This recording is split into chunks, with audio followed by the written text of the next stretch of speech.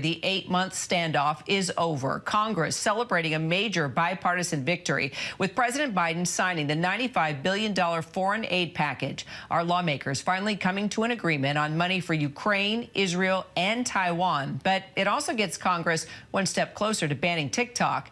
Our ABC News contributor, Asma Khalid, along with national security and defense analyst Mick Mulroy, joining us right now. Let's start with you, Asma. Let's just break down the specifics here within this foreign aid bill and what it's going to mean for TikTok.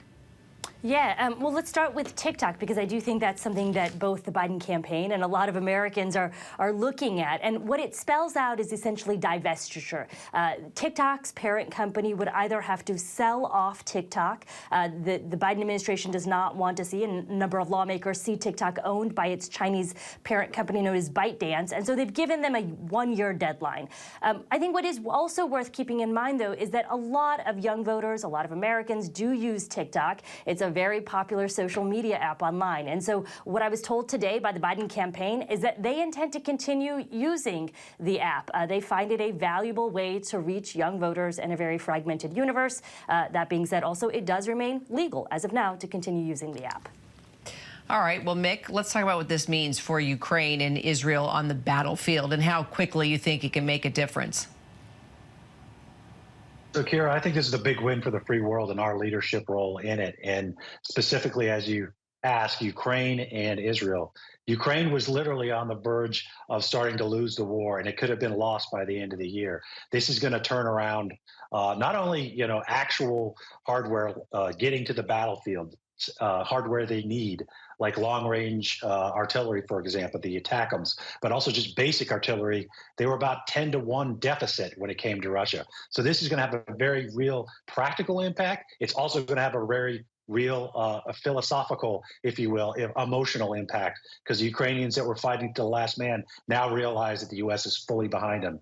When it comes to Israel, it's important to note that it's just broken down into parts. It's not just Israel defense procurement, and it's also significant aid for Gaza, up to $9 billion between Gaza and Ukraine, and $1 billion immediately in humanitarian assistance to Gaza should be available. So also a big support to Israel, but also to the people in Gaza who desperately need this aid. Hopefully this will translate into aid getting to where it needs to be. All right, so you talk about how big this is for Ukraine. Asma, it's also a pretty big win for President Biden. That's right. This is something that the president had been advocating for many months.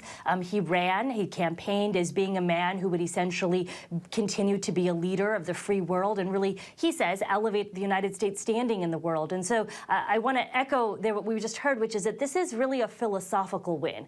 For a number of years, you had Republican and Democratic lawmakers agree that the United States should be a leader in supporting the broader free world. And this was becoming quite contentious with the contingent of Republican lawmakers. And I should also say with a contingent of Republican voters. I just got back from a reporting trip out in Pennsylvania, and to my surprise, I think 3 or 4 different Republican voters brought up this issue of war funding. It is not particularly popular amongst a contingent of Republican-based voters.